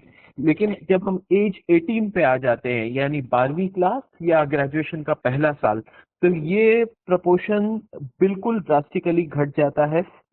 ये 44% पर आ जाता है। यानी स्कूल के लेवल पर गवर्नमेंट का इंटरवेंशन हम देखते हैं कि काफी ज्यादा है, लेकिन यहीं अगर हायर सेकेंडरी या कॉलेज, डिग्री कॉलेज के लेवल पर अगर हम देखते हैं, तो यहाँ पर ये कि अक्सर जो एजुकेशनल नीड्स है ये प्राइवेट इंस्टीट्यूट्स पूरा करते हैं। और फिर इसके बाद में हम देखते हैं कि ये जो एज वाला फैक्टर है कि 14 में ऑलमोस्ट सारे यूनिवर्सल एक एनरोलमेंट हमको दिखाई देता है। सिर्फ 3.9% स्टूडेंट्स जो है वो एनरोल्ड हैं। लेकिन यही एज 18 पर अगर हम देखें तो यहाँ पर 32.6% का एनरोलमेंट दिखाई देता है। इसमें जो एक इंटरेस्टिंग चीज इस बार नोट की गई है, ऐसे 32.6% का हमको दिखाई देता है कि जो एनरोल नहीं है। तो जो इंटरेस्टिंग फैक्टर जो इस रिपोर्ट में नोट किया गया है कि जेंडर गैप इस एज ग्रुप में बिल्कुल नहीं के बराबर, ऑलमोस्ट 0.02% का जेंडर गैप है। यानी जितनी तादाद लड़कों की है स्कूल्स में, कॉलेजेस में, अलग अलग लेवल पर, उतनी ही तादाद लड़कियों की है। और यही अगर आप 2017 के रिपोर्ट से कंपेयर करें तो उस वक्त ये जेंडर गैप काफी प्रोमिनेंट था, ऑलमोस्ट 4.2% समथिंग था। तो जो एक बड़ा वेरिएशन हमको दिखाई देता है 2017 से लेकर अब तक के, वो ये कि जेंडर गैप बिल्कुल खत्म हो गया है और लड़कियों की तादाद भी इसमें आ गई है, उतने ही लेवल पर आ गई है। और जैसे कि साबित भाई मेंशन कर रहे थे कि कोविड का क्या असर हुआ है, उस पर बहुत ज्यादा इसमें बात नहीं भी है। लेकिन जो चीज हमको एक समझ में आ रही है कि कोविड का क्या असर नहीं हुआ है, तो कोविड का असर ये नहीं हुआ है कि ये जो एक्सपेक्ट किया जा रहा था कि लड़कियों का बड़े पैमाने पे ड्रॉप आउट हो जाएगा, एनरोलमेंट कम हो जाएगा, तो उसका बहरहाल कुछ ना कुछ तो असर हुआ होगा। और खासतौर से हायर एजुकेशन में उसका असर हुआ है। जो दूसरी एक बड़ी रिपोर्ट हायर एजुकेशन की आती है, all India survey on higher education, AISHE हम जिसको कहते हैं, उसके अंदर में हमको ये चीज बहरहाल दिखाई देती है कि लड़कियों का एनरोलमेंट की जो रफ्तार थी वो धीमी हो गई है। बट एटलीस्ट स्कूल लेवल पर या जिसको हम जूनियर कॉलेज लेवल पर देखेंगे कि वो वहां पर उसकी रफ्तार कम नहीं हुई है। तो एक खुशाइन पहलू इस रिपोर्ट के जरिए से हमको दिखाई देता है। जी। तो अब इसके अंदर में वोकेशनल ट्रेनिंग आप देखेंगे, जब से खासतौर से ये गवर्नमेंट आई है, इसमें काफी बात स्किल्स को लेकर होती है कि बच्चों के अंदर में स्किल एजुकेशन होना चाहिए। न्यू एजुकेशन पॉलिसी भी इस बात की बात इस चीज पर जोर देती है कि किस तरीके से हम वोकेशनल ट्रेनिंग को, मुख्तलिफ जो फनी तालीम है या मुख्तलिफ जो हुनर है, वो बच्चों को हर लेवल पर किस तरीके से दे सकते हैं, किस तरीके से उसको फॉर्मल एजुकेशन सिस्टम में इंटीग्रेट कर सकते हैं।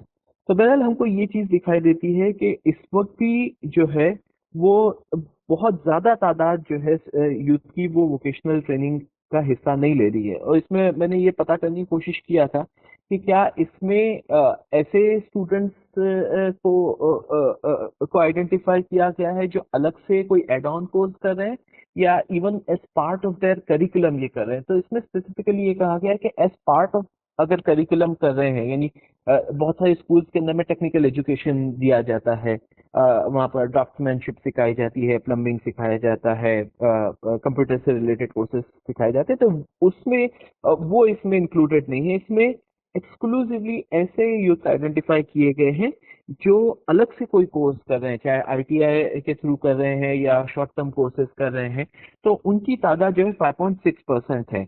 और अक्सर जैसा कि यहाँ पर बताया गया है कि शॉर्ट टर्म कोर्सेज कर रहे हैं जिनकी जो मियाद है, जिनकी जो ड्यूरेशन है वो 6 मंथ या उससे कम है।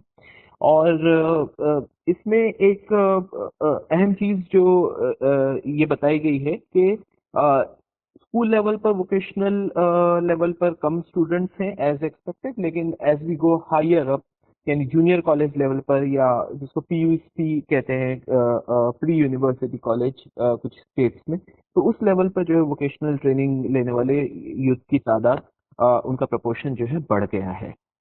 एक अहम चीज अब फिर ये है कि कितने जो ये हाई स्कूलर्स हैं ये इस वक्त काम कर रहे हैं।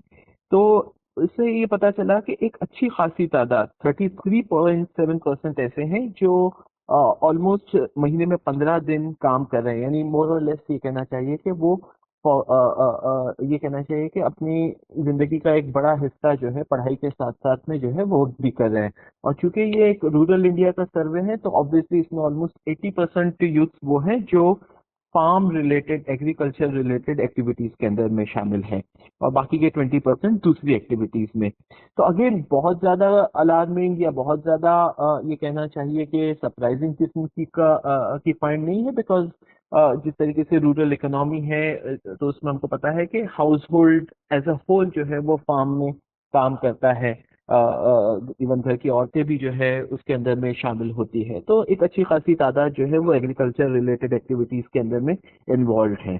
अ, फिर उसी तरीके से हम देखते हैं अगेन दूसरी चीज जो एक्सपेक्टेड है कि अ, ये तो वो काम है जो घर के बाहर किया जाता है, बट ये कि घर के अंदर में जो काम घरेलू काम जो होते हैं तो उसमें डिस्प्रोपोर्शनेटली लड़कियों का ज्यादा शेयर है। 86% लड़कियां जो है वो घरेलू काम करती हैं, लेकिन एक अच्छी खासी तादाद लड़कों ने भी रिपोर्ट किया है कि वो भी जो है घर घर के काम कर रहे हैं। ऑब्वियसली इसके अंदर में कोई मजीद तफसीलात नहीं बताई गई हैं कि घर से के काम से फिर मुराद क्या है, मतलब खाना पकाना साफ सुथरा सुथरा ही काम है या फिर बाकी चीजें भी जो है इसके अंदर में इंक्लूड कर ली गई हैं। तो ये एक पिक्चर है कि इस वक्त यूथ क्या कर रहे हैं इस चीज को लेकर। जी।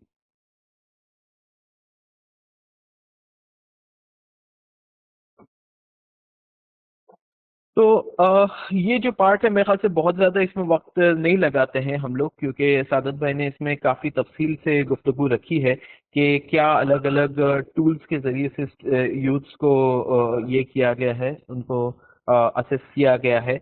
बेसिकली स्टैंडर्ड टू के लेवल का जो टेक्स्ट होता है इंग्लिश में उनकी मदर टंग में वो उन्हें दिया गया था, और 3 डिजिट बाय 1 डिजिट के डिवीजन प्रॉब्लम्स उनको दिए गए थे और उससे असेस किया गया था।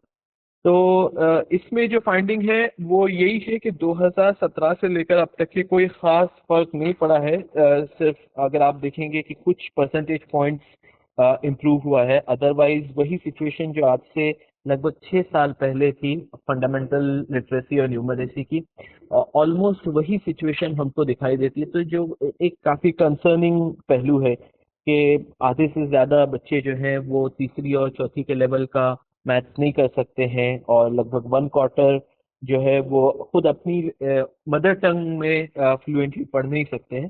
तो ये एक कंसर्निंग चीज है इसमें। जी। और फिर जो एप्लीकेशन का पार्ट आता है तो उसमें भी एज एक्सपेक्टेड जो students the students who tend to perform better in text, मतलब ये कि जो नॉर्मल उनकी दरसी किताब का जो पढ़ सकते हैं उसका फिर वो एप्लीकेशन भी ज़्यादा अच्छे तरीके से कर सकते हैं, चाहे वो मैथ अरिथमेटिक रिलेटेड प्रॉब्लम्स हो या फिर जिस तरीके से ORS सेशे अगर उनको दिया जाए तो उसको क्या वो पढ़ के समझ सकते हैं। तो ऑब्वियसली अगर वो अच्छे से दरसी किताब पढ़ना जानते हैं तो उसका एप्लीकेशन भी जो है वो बेटर कर सकते हैं। इसमें जो चीज हाईलाइट है वो ये है कि girls tend to do better when it comes to reading text in their mother tongue. Boys tend to do better when it comes to reading text in English and doing arithmetic problems. तो ये एक चीज हमको दिखाई देती है।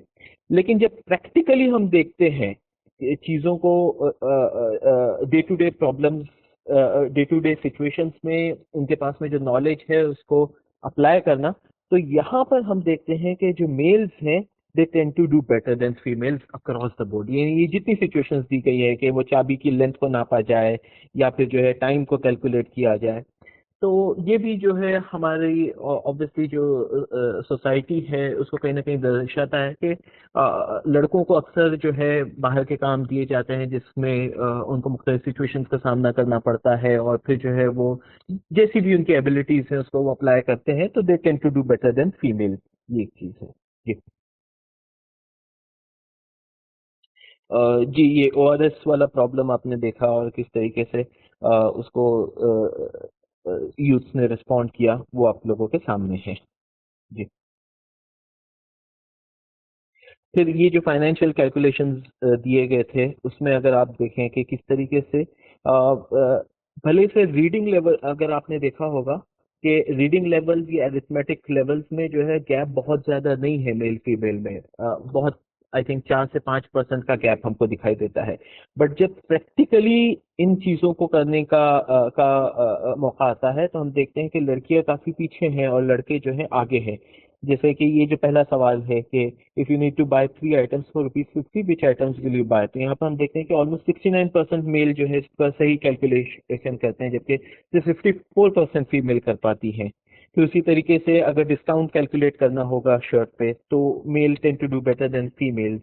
या फिर जो है बैंक से अगर आपको लोन लेना है तो कितना आपको रीपे करना होगा, ये जो सवाल है तो इसमें ऑलमोस्ट हम देखते हैं कि दुगने मेल्स जो हैं वो सही आंसर देते हैं फीमेल्स की मुकाबले में। तो ये एक बड़ा जेंडर गैप हमको यहाँ पर डे टू डे सिचुएशन से डील करने में दिखाई देता है। जी, डिजिटल अवेयरनेस यहाँ पर अगेन ये जो एक ऐसा सेक्शन है जो पिछली बार नहीं था और इस बार ऐड किया गया है, और इसकी जो फाइंडिंग्स हैं ये भी काफ़ी आई ओपनिंग है। और इसमें ऑब्वियसली जो हेडलाइन है वो यही है कि जेंडर गैप हमको एक बहुत बड़ा दिखाई देता है यहाँ पर। 3-4 चीजें जिस पर जज किया गया है, असेस किया गया है स्टूडेंट्स को। एक तो ये कि क्या उनके पास में ओनरशिप है डिजिटल डिवाइसेस की, क्या उनके पास में कंप्यूटर और स्मार्टफोन्स उनके पास में है। दूसरा ये है कि किस तरीके से जो है वो उसका इस्तेमाल करते हैं और उसकी सेफ्टी फीचर्स जो है उससे वो अवेयर है कि नहीं। तीसरी चीज इम्पोर्टेंट ये है कि क्या एजुकेशनल पर्पसेस के लिए उससे इस्तेमाल किया जा रहा है, क्योंकि कोविड के दौरान में जब क्लासेस ऑफलाइन ऑनलाइन चली गई थी और जो डिजिटल मीडिया है इसकी अहमियत बहुत ज़्यादा बढ़ गई थी। और ये कहा जा रहा था इवन कोविड के बाद में भी कि अब एजुकेशन की फील्ड में एक डेमोक्रेटाइजेशन हुआ है। और ये कहना चाहिए कि इंटरनेट की वजह से, स्मार्टफोन की वजह से बड़े पैमाने पर जो हम देखते हैं कि खासतौर से रूरल एरिया है, रिमोट एरिया है, यहाँ पर भी एजुकेशन का पेनिट्रेशन बढ़ने में मदद मिलेगी। तो क्या वाकई ये चीज़ें हो रही हैं, इन तमाम चीज़ों को यहाँ पर स्टडी करने की कोशिश की गई है। और ख़ास बात यह है कि अक्सर सर्वे में होता यह है कि सेल्फ रिपोर्टेड होता है सर्वे, यानी जो रिस्पोंडेंट्स होते हैं उनको सामने बिठाकर पूछा जाता है और वो जो जवाब देते हैं उसको सच मानकर लिख लिया जाता है। बट यहाँ पर एक एडिशनल चीज़ ये की गई कि एक्चुअली बच्चों से ये कहा गया कि वो स्मार्टफोन लाएं और जो जो चीज़ें वो कह रहे हैं वो करके दिखाए, प्रैक्टिकली डेमोन्स्ट्रेट करके दिखाए। तो एक ये कहना चाहिए कि और ज्यादा इस सर्वे के अंदर में क्रेडिबिलिटी आ गई कि सिर्फ सेल्फ रिपोर्टेड डेटा नहीं है इसके अंदर में, बट बल्कि जो एक्चुअली बच्चों ने करके दिखाया है वो चीज भी इसके अंदर में इंक्लूड की गई है। तो क्या फाइंडिंग्स हैं इसकी जो इम्पोर्टेंट, वो हम थोड़ा सा देख लेते हैं।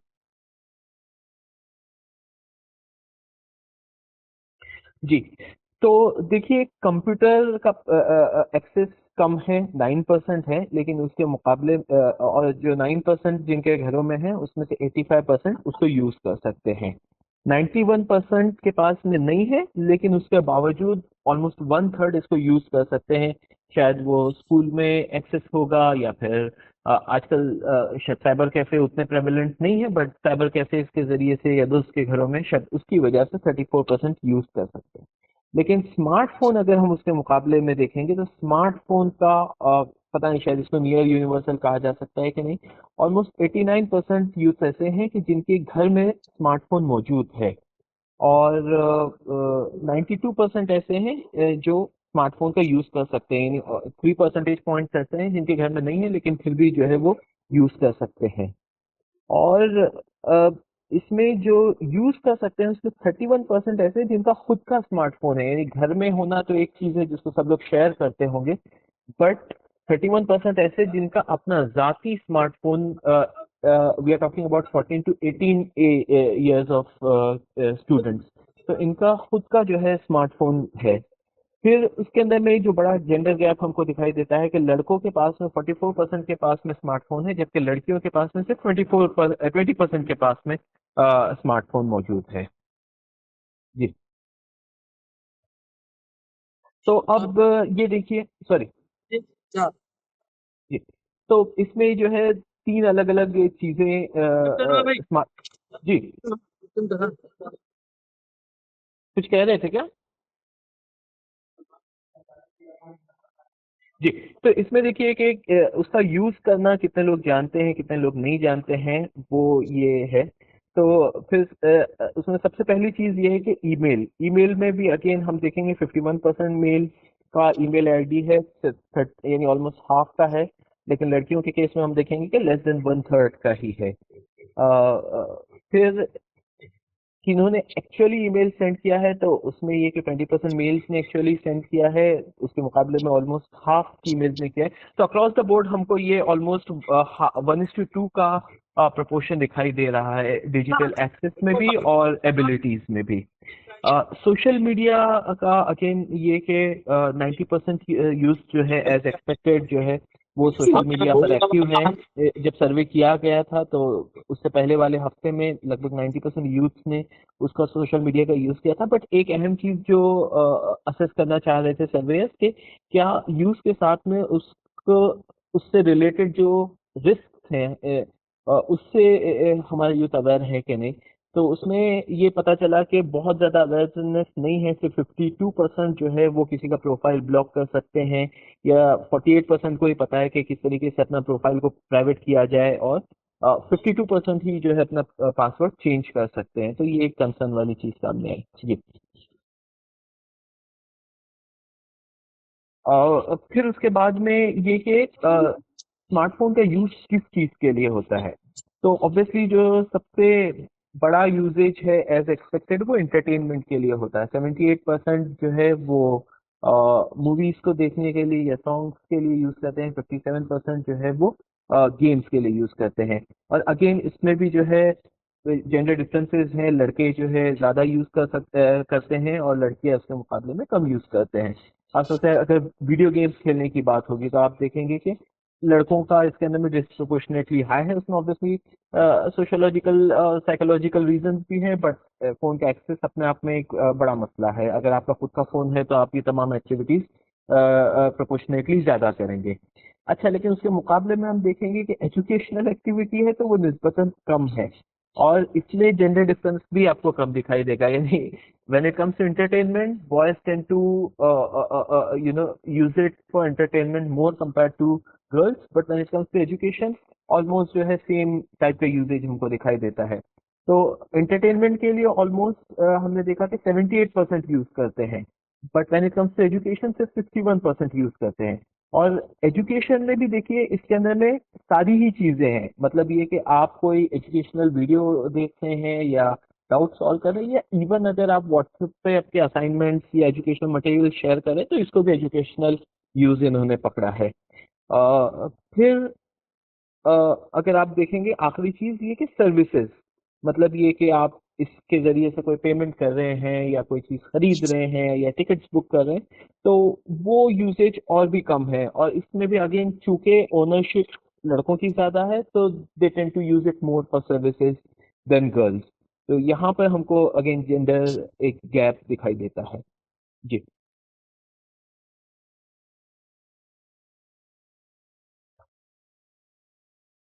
और फिर ये जो डिजिटल टास्क दिए गए, मतलब ये कि सेल्फ रिपोर्टेड डेटा के अलावा जो एक्चुअल करके दिखाने के लिए कहा गया, तो इसमें अब देखिए जो पहली चीज जो ऑब्वियसली करनी थी वो ये कि आपको एक स्मार्टफोन घर से लेकर आना था, राइट। तो उसमें ये पता चला कि जितने लोगों का सर्वे किया गया 67% जो है स्मार्टफोन ला सके डेमोन्स्ट्रेट करने के लिए। तो ये कहीं ना कहीं एक एक्सेस बताता है कि मतलब घर में सिर्फ होना फोन काफी नहीं है। वो फोन जो है जब जरूरत पड़े तब आपके हाथ में होना भी इम्पोर्टेंट है, क्योंकि जब घर में एक ही फोन होता है तो जाहिर सी बात है घर का जो बड़ा होता है, खासतौर से जो घर का मर्द होता है, अक्सर उसी के पास में फोन होता है, वही यूज करता है। तो ये बहरहाल फिर भी 2/3 जो है हमको दिखाई देता है कि 14 to 18 ईयर्स के जो लड़के लड़कियां हैं वो फोन ला सके। और अगेन उसमें देखिए 73% लड़के ला सके, लेकिन लड़कियां सिर्फ 62% ला सके। और एज एक्सपेक्टेड बड़ी उम्र के जो बच्चे हैं वो ज्यादा फोन ला सके सर्वे के लिए। फिर इसके अंदर में देखिए जो 4 टास्क दिए गए थे, यानी कि आप अलार्म लगा सकते हैं क्या, ब्राउजर पे कुछ सर्च कर सकते हैं, या फिर कोई वीडियो सर्च कर सकते हैं, या मैप्स का यूज कर सकते हैं। तो इसमें देखिए हम लोगों को सभी चीजों के अंदर में कहीं ना कहीं जेंडर गैप दिखाई देता है, लेकिन जो सबसे ज्यादा स्टार्क डिफरेंस हमको दिखाई देता है वो गूगल मैप्स यूज करने में दिखाई देता है। यानी ऑलमोस्ट आधे लड़के यूज कर सकते हैं, लेकिन लड़कियां सिर्फ जो है 1/4, यानी सिर्फ पाव लड़कियां जो है वो गूगल मैप्स यूज कर सकते हैं। तो ऑब्वियसली इससे समझ में आता है कि लड़कों की मोबिलिटी ज्यादा है, और वो फिर फोन का ज्यादा इस्तेमाल अगर उनको कहीं जाना होगा तो वो मैप में लोकेशन डाल के करते होंगे, तो उसके मुकाबले में लड़कियां कम यूज करते हैं। तो ये भी एक चीज इंटरेस्टिंग फाइंडिंग जो इस सर्वे के अंदर में दिखाई दी है। बाकी दोनों तीनों टास्क में हमको ऑलमोस्ट 10 से 11% का एक परसेंटेज पॉइंट का जेंडर गैप दिखाई देता है। तो ये सिचुएशन है। इसमें आखिरी जो पार्ट है वो कवर नहीं किया गया है, वो एस्पिरेशंस का है। और एस्पिरेशंस में उन्होंने जहाँ एक क्वांटिटेटिव एनालिसिस किया है, एक क्वालिटेटिव एनालिसिस भी किया है उन्होंने, कि जहाँ पर कुछ फोकस ग्रुप्स लड़के और लड़कियों के साथ में बिठाकर उनके साथ में डिस्कस किया गया है कि किस तरीके से उन्होंने अपनी एस्पिरेशंस बनाई हैं। तो अगेन इस वक्त डेटा मेरे सामने नहीं है एस्पिरेशंस का, but what I could remember at the top of my head, तो मेरा ख्याल है उसके अंदर में लगभग 20% यूथ ऐसे थे जिन्होंने कोई अपना एस्पिरेशन बनाया नहीं था, उन्होंने सोचा नहीं था कि भाई हम बड़े होकर क्या बनेंगे। तो उनकी तादाद लगभग 20% थी। बाकी के आप देखेंगे तो वो कुछ ना कुछ उन्होंने सोचा है कि वो क्या करना चाहते हैं। उसमें भी जो है डाइवर्सिटी बहुत ज्यादा है। एज एक्सपेक्टेड अगर आप देखेंगे कि पुलिस फोर्स, आर्मी और गवर्नमेंट सर्विसेज, अगर इन तीनों को अगर हम कंबाइंड देखेंगे तो अभी भी उसके लिए एस्पिरेशन काफी ज्यादा है यूथ में। जो ट्रेडिशनली एस्पिरेशनल फील्ड्स हैं, डॉक्टर हो गया, इंजीनियर हो गया, ऑब्वियसली उसके लिए भी काफी स्टूडेंट ने ये कहा है कि हाँ वो ये बनना चाहते हैं। बट एक बड़ी तादाद जो है अभी भी सरकारी नौकरी, चाहे पुलिस की हो, चाहे आर्मी की हो, या इवन अदरवाइज वो उसकी उम्मीद रखती है। तो वो एक चीज है। फिर ऑब्वियसली उसमें जो सेकंड फाइंडिंग थी वो ये थी कि आपने अपनी एस्पिरेशंस डिसाइड कैसे की है, किन बुनियादों पर की है। तो उसमें एक बड़ा फैक्टर इसी चीज का है कि क्या आपके सामने कोई रोल मॉडल है क्या, चाहे आपके कोई जान पहचान वालों में होगा, कोई रिश्तेदारों में होगा, या आपने किसी को देखा होगा, या इवन कोई पब्लिक फिगर होगा, राइट, कि उसको देखकर भी आप अपनी एस्पिरेशन बनाते हैं। तो उन फैक्टर्स की वजह से जो है एस्पिरेशंस यूथ की डिसाइड होती है। तो अगेन ये वही फाइंडिंग्स का एक स्नैपशॉट है कि अक्सर यूथ, अच्छी बात यह है कि पढ़ रहे हैं, लेकिन उसके अंदर में 13% ऐसे हैं जो स्कूल्स के अंदर में या कॉलेजेस में इनरोल नहीं है। जो कंसर्न वाला पहलू है वो ये कि इनरोलमेंट के बावजूद फंडामेंटल लिटरेसी और न्यूमरेसी अभी भी जो है बहुत ज़्यादा तवज्जो तलब है।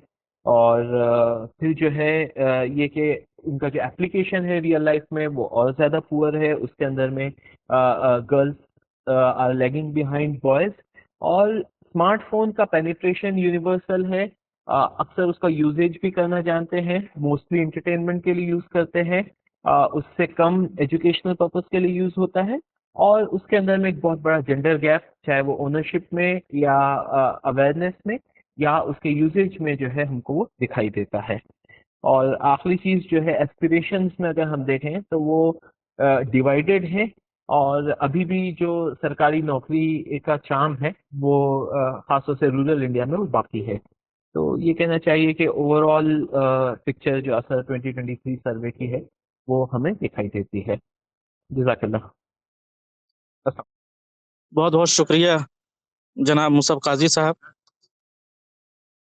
अब मैं मोहतरम तनवीर अहमद साहब से गुजारिश करूंगा कि इख्तितामी गुफ्तगू के ज़रिए से कुछ रहनुमाई फरमाएं। मोहतरम तनवीर अहमद साहब। अस्सलामु अलैकुम, बिस्मिल्लाहिर्रहमानिर्रहीम, अल्हम्दुलिल्लाहि रब्बिल आलमीन।